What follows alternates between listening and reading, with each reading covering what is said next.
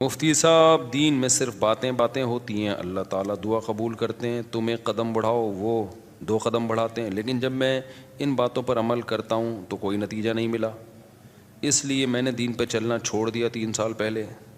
استغفر اللہ، پریکٹیکل کچھ نہیں ہے، صرف باتیں ہوتی ہیں دین میں۔ ہاں، حالانکہ میں تو دین پر چلنا چاہتا ہوں اور سچی توبہ بھی کی ایک بار، پر کچھ حاصل نہیں ہوا۔ یہ کہتے ہیں میں دعا مانگتا ہوں قبول نہیں ہوتی، دین میں باتیں باتیں۔ اللہ میاں نے یہ باتیں کی نہیں ہیں کہ تم دعا مانگو گے تو میں اس طرح سے قبول کروں گا کہ جو تم کہہ رہے ہو تمہیں مل جائے۔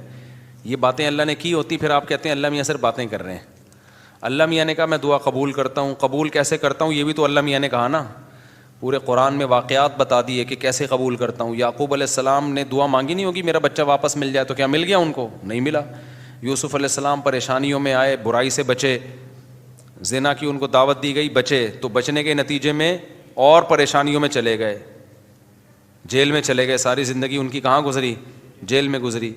تو قبول ہونے کا یہ مطلب ہی نہیں ہے جو آپ سمجھ رہے ہیں۔ اگر دعائیں ایسے قبول ہوتی تو سارے کافر ہر وقت اللہ سے دعائیں مانگ رہے ہوتے بیٹھ کے۔ وہ کہتے ہیں یار ہمیں ضرورت ہی نہیں کچھ کرنے کی، ادھر دعا مانگو ادھر قبول ہو جاتی ہے۔ تو یہ ہے، یہ کہ جب دیکھو ایک بات خوب اچھی طرح ذہن میں رکھو، کچھ چیزیں ایسی ہوتی ہیں جو دلائل سے ان کا حقیقت ہونا ثابت ہو جاتا ہے۔ جب ایک چیز کا دلیل سے برحق ہونا ثابت ہو جائے تو پھر اس پہ اٹھنے والے ہر قسم کے اشکالات کا جواب ضروری نہیں ہے۔ مثال کے طور پر آپ کو دلائل سے کسی نے ثابت کر دیا کہ ماں باپ یہ آپ کے ابا ہیں یہ آپ کی امی ہیں، اور یہ بھی ثابت کر دیا کہ ابا اماں خیرخواہ ہی ہوتے ہیں۔ یہ جب ثابت ہو جائے نا تو پھر ابا اماں اگر آپ کو کوئی کڑوی چیز بھی کھلا رہے ہیں تو پھر ابا اماں کو یہ ثابت کرنے کی ضرورت نہیں ہے کہ بیٹا اس میں تمہارا فائدہ ہے، کیونکہ پھر وہ دلیل دیں گے اس میں تمہارا فائدہ ہے۔ آپ کہو گے پھر یہ کڑوی کیوں مجھے کھلا رہے ہو، میٹھی کیوں نہیں کھلا رہے مجھے، اور کڑوی کھا رہا ہوں تو مجھے موشن بھی لگ رہے ہیں اس سے۔ تو ابا اماں کے پاس اتنا ٹائم نہیں ہوتا، وہ کہیں گے جب ایک دفعہ مان لیا نا کہ ہم تمہارے خیر خواہ ہیں تو ہم کوئی خراب چیز تمہیں نہیں کھلائیں گے۔ ڈاکٹر پر جب آپ نے ایک دفعہ اعتماد کر لیا، پتہ چل گیا کہ یہ ہے ڈاکٹر، تو سوئی لگائے، وہ آپریشن کرے، حتیٰ کہ وہ آپ کی ٹانگ بھی کاٹ کے باہر پھینک دے، تو یہ قصائی پہ تو اعتراض ہوگا کہ یار تو کہہ رہا تھا میں تیرا خیر خواہ ہوں، تو نے میری ٹانگ کاٹ دی۔ لیکن ڈاکٹر اگر وہ صحیح ڈاکٹر ہے، دلائل سے ثابت ہو جائے تو پھر اس پہ اعتراض نہیں ہوگا۔ اس کی مثال ایسے ہے جیسے ہم سے غیر مسلم لوگ اعتراض کرتے ہیں کہ اسلام میں اسلام کے یہ حکم غلط ہے، یہ حکم غلط ہے، یہ حکم غلط ہے۔ ہم ان سے کہتے ہیں فرض کر لو اس سے اسلام کا غلط ہونا ثابت ہو گیا، تو پھر ہم کیا کریں؟ اسلام چھوڑ دیں؟ پھر ہم جس چیز کی طرف جائیں گے وہ تو اسلام سے بھی زیادہ، اگر فرض کر لو اسلام کو غلط مان لیتے ہیں تو وہ جس چیز کی طرف ہم جائیں گے وہ تو اسلام سے بھی زیادہ غلط ہے۔ یعنی ایک آدمی کہہ رہا ہے کہ تمہارے ابا تمہارے خیر خواہ نہیں ہے تمہارے، تو آپ کیا کہیں گے؟ ٹھیک ہے میں ابا کو چھوڑ دوں، تو تجھے اپنا ابا بنا لوں، پھر میں تو میرا کچھ لگتا ہی نہیں ہے۔ ایک دفعہ کچھ کیا ہوا، عیسائیوں کی طرف سے یا کسی اور مذہب کی طرف سے کچھ اشکالات آئے، انہوں نے کہا اسلام پہ ان کو کچھ اشکالات ہیں۔ میں نے کہا میں ان اشکالات کا جواب دوں گا، لیکن ایک مثال ہے کہ اگر آپ کو وہ جواب نہیں ملتا تو کیا میں عیسائی ہو جاؤں؟ کیا عیسائیت پر اشکالات نہیں ہے کیا؟ تو یہ دنیا میں ہو نہیں سکتا کہ ہر چیز 100% ہر چیز آپ کی سمجھ میں آ جائے۔ جب کچھ بیسک چیزیں جب سمجھ میں آ جاتی ہیں تو پھر آگے ہتھیار ڈالنے پڑتے ہیں آپ کو کہ بھئی آگے وہ سمجھ میں آئے نہ آئے، آپ نے یہ ماننا پڑتا ہے کہ جو چیز سمجھ میں آ جائے ٹھیک ہے، نہیں آئے تو بھئی میرا علم کیا ہے؟ ناقص ہے۔ پہلی بات یہ کہ یہ جو انہوں نے لکھا کہ اللہ تعالیٰ نے اسلام نے کچھ باتیں کی ہیں، دعائیں قبول ہوتی ہیں، قدم بڑھاؤ اللہ تمہارا ساتھ دیں گے، اور اللہ تمہیں جو ہے نا تم 2 قدم بڑھاؤ گے اللہ 4 قدم بڑھائے گا، تو اگر اس سے غلط ہونا ثابت ہو گیا تو یہ کیا مطلب؟ اللہ ہے نہیں کیا؟ یہ کائنات خود بخود بنی ہے، یہ ثابت ہونا چاہتا ہے اس سے۔ دوسرا اللہ ہے تو کیا مطلب؟ وہ جھوٹ بولتا ہے معاذ اللہ، اس نے یہ غلط باتیں کی ہوئی ہیں، ظاہر ہے یہ بھی نہیں ہو سکتا، اللہ کیوں غلط باتیں کرے گا؟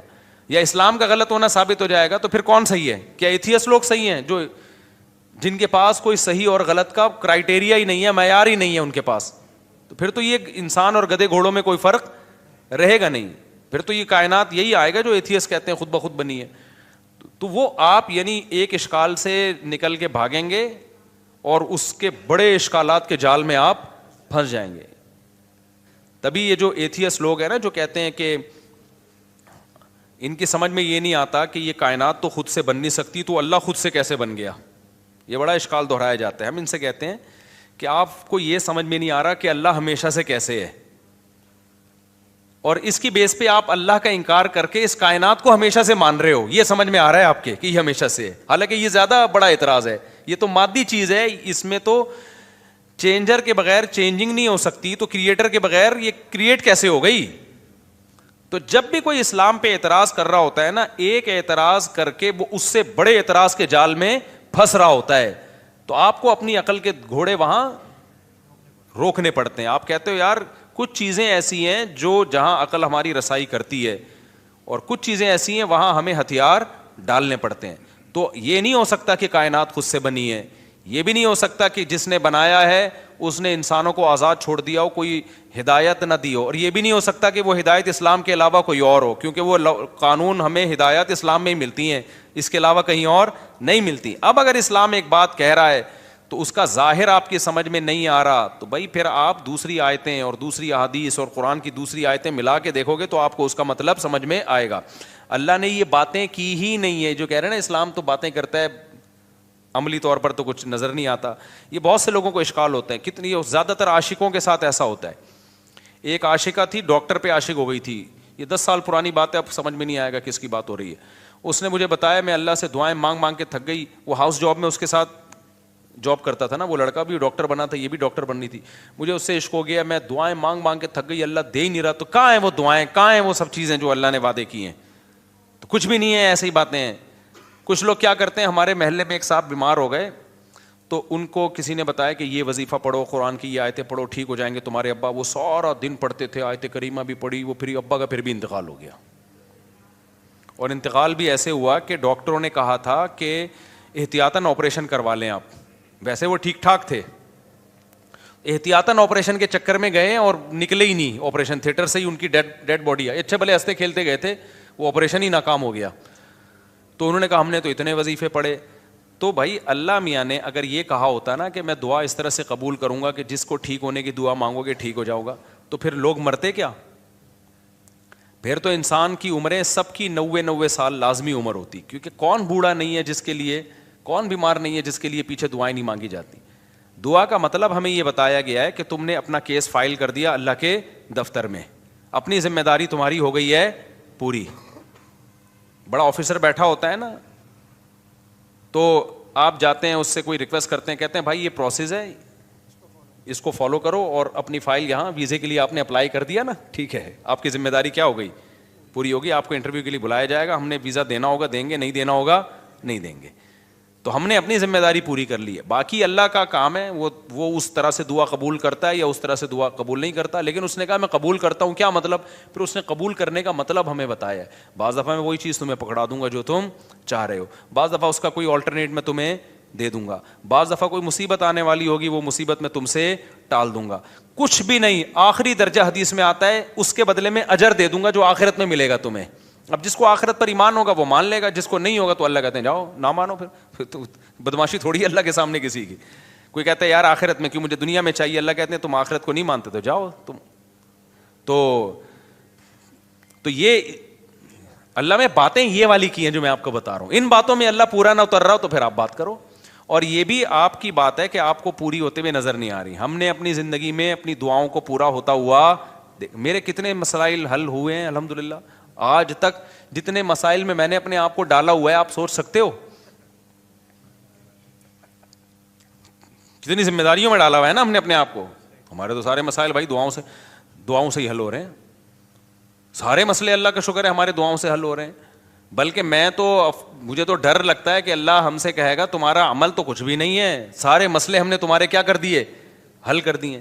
تو یا تو بھائی آپ نے کچھ ایسے مسئلے بنائے ہوئے ہیں جو مسئلے ہیں نہیں, وہ آپ کے اپنے بنائے ہوئے مسئلے ہیں, یا پھر آپ نے اللہ پر کو یہ جو ہم کہتے ہیں نا یہ کروں تو یہ پورا ہو جائے, اس کا مطلب اللہ آپ ہیں اور اللہ کیا ہے, آپ کا بندہ ہے. پھر وہ اگر آپ یہ چاہتے ہو نا میں یوں کہوں اور اللہ یوں کر دے, تو پھر تو اللہ آپ بن گئے نا بھائی. جس کا آرڈر چلتا ہے, جس کی بات 100% مانی جاتی ہے, باس تو وہ ہوتا ہے.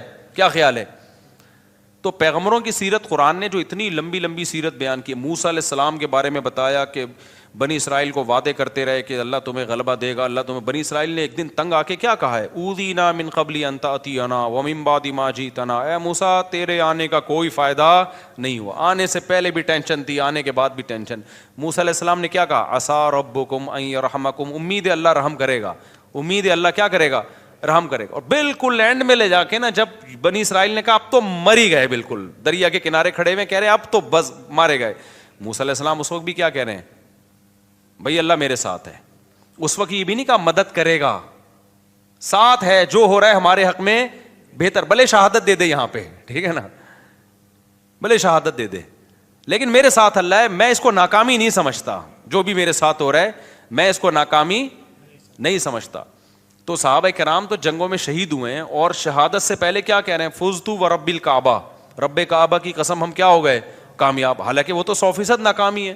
جو آدمی موت کے منہ میں جا رہا ہے اس کے تو سارے پروگرام ہی ضائع ہو گئے نا, اس کے تو سارے ویژن کی ایسی کی تیسی ہو گئی. لیکن وہ مرتے ہوئے کیا کہہ رہے ہیں کہ ہم کامیاب ہو گئے. وجہ کیا ہے کہ بھائی جو اللہ اب ہمارے ساتھ کر رہا ہے ہمیں یقین ہے کہ وہ ہمارے حق میں بہتر ہی ہو رہا ہے, ہمارے حق میں برا نہیں ہو رہا.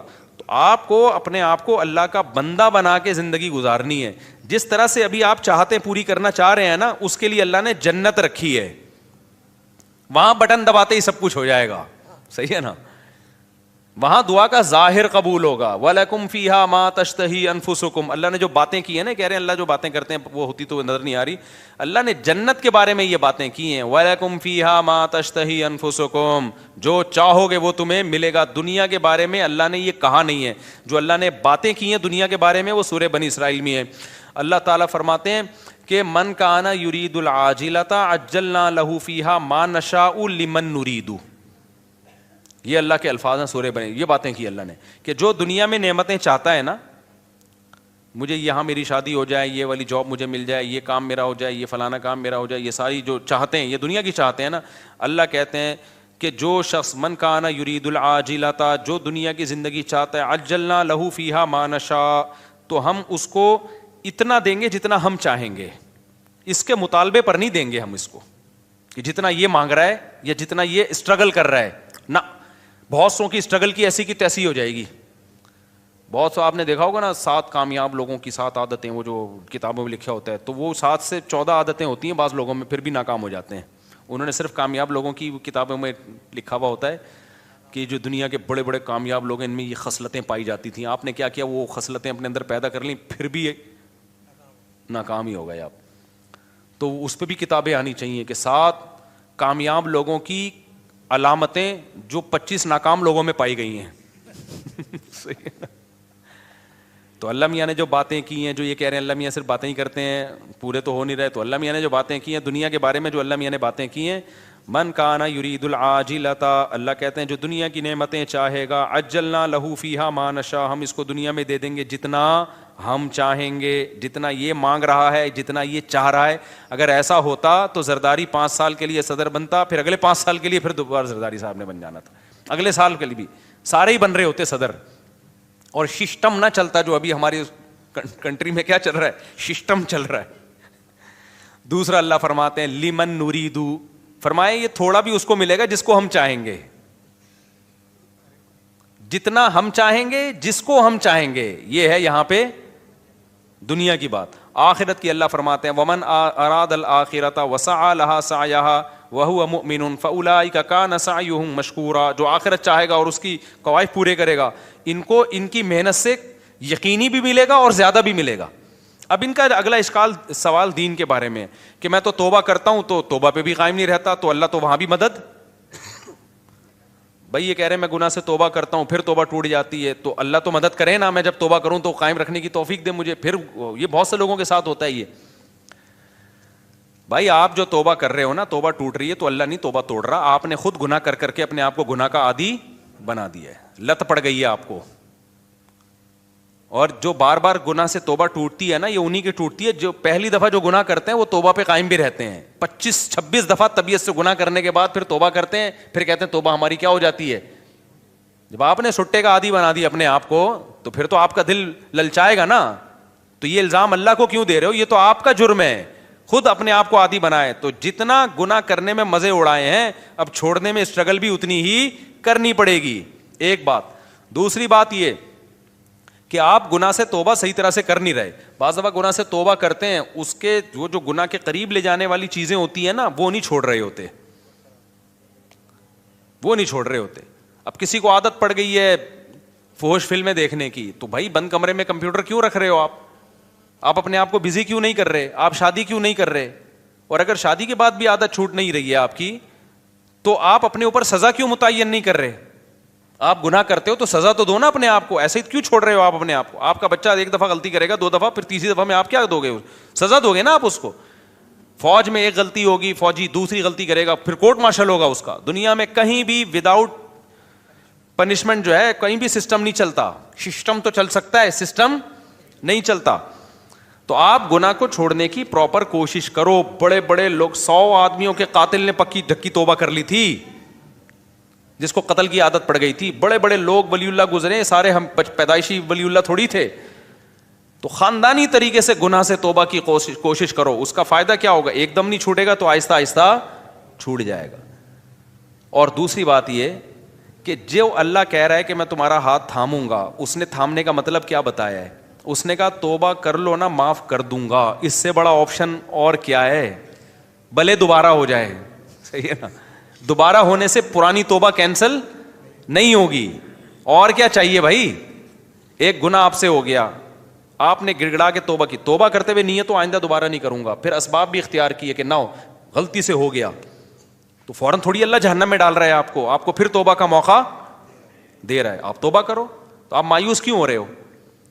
ہمارے ایک دوست تھا, بہت گناہوں میں ملوث ہو گیا تھا, تو میں نے اس کو کہا توبہ کرو. ایک بزرگ کے پاس لے گیا, اس نے توبہ کی, دوبارہ اس سے غلطی ہو گئی. مجھے کہتا ہے یار پھر توبہ کی, پھر میں لے گیا, میں نے کہا بھائی بیٹھا کر یہاں اللہ والوں کے پاس, پھر وہ پھر دوستوں میں بیٹھنا جو, پھر توبہ غلطی ہو گئی, پھر میں لے گیا, ایک بزرگ تھے ان کے پاس لے گیا, یار ادھر بیٹھا کر اللہ اللہ کچھ سنا کر.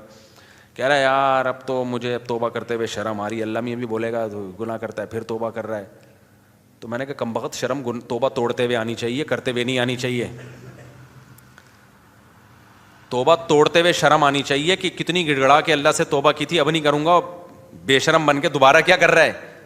جو شرم ادھر آنی چاہیے تھی وہاں آنی رہی, جہاں نہیں آنی چاہیے وہاں آ رہی ہے شرم. تو اللہ میاں کے سامنے یہ آزار قیامت کے دن نہیں چلیں گے. تو اس لیے بھائی بار بار ہو رہا ہے, بار بار توبہ کرو. اللہ میاں نے آپشن رکھا ہوا ہے, تبھی یقینی جہنمی کسی گنہگار کو نہیں کہا جا سکتا. این ممکن ہے آپ کی اس اسٹرگل کی بیس پہ اللہ کہے چل بھائی کوشش میں لگا ہوا تھا, تو بھائی آپ اسٹرگل میں لگے رہو, مایوسی کی باتیں مت کرو. ہم اللہ کے بندے ہیں, غلام ہیں, ہم اس زمین کے باپ نہیں ہیں. مغفرت کے دروازے کس کے ہاتھ میں ہیں؟ تو جھکے رہو گے اللہ کے سامنے, لگے رہو گے.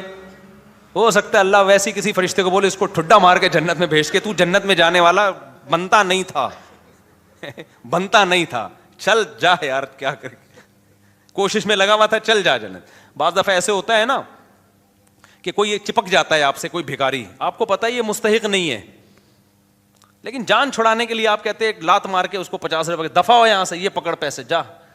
تو ہو سکتا ہے اللہ کی رحمت جوش میں آئے, اللہ کہ توبہ کرتا تو رہتا تھا نا, گناہ پہ ڈٹ تو نہیں گیا تھا نا, اس کو ندامت تو تھی, روتا تو تھا. تو اللہ میاں ہو سکتا ہے کوئی فرشتے سے کہیں اس کو بنتا نہیں ہے اس کا جنت میں جانا, لیکن اس بغیرت کو بولو دفع ہو جنت میں, شاید اللہ کر دے. لیکن اگر یہ اسٹائل ہے نا, جو یہ والا اسٹائل ہے کہ اللہ میاں باتیں کرتے ہیں پوری کرتے نہیں ہیں, میں تو توبہ کی کوشش کر رہا ہوں, ہوتا کچھ بھی نہیں ہے, پھر تو مایوسی ہے. اللہ کے سامنے جو اکڑ گیا تو اللہ کا, شیطان اکڑا ہے یار, اتنا پرانا تعلقات اس کے اللہ سے, وہ اکڑا ہی تو تھا, تو اللہ کا کیا بگاڑ لیا اس نے. تو اللہ کے سامنے اللہ کے سامنے گنہگار جو تواضع کرنے والا ہو اس کی ویلیو زیادہ ہے, پرہیزگار جو اکڑ دکھانے والا ہو اس کی اللہ کے ہاں ویلیو بولو نہیں ہے. تو کبریائی صرف اللہ کے لیے, تو اللہ کا کچھ نہیں بگاڑو گے ایسے اشکالات کر کے.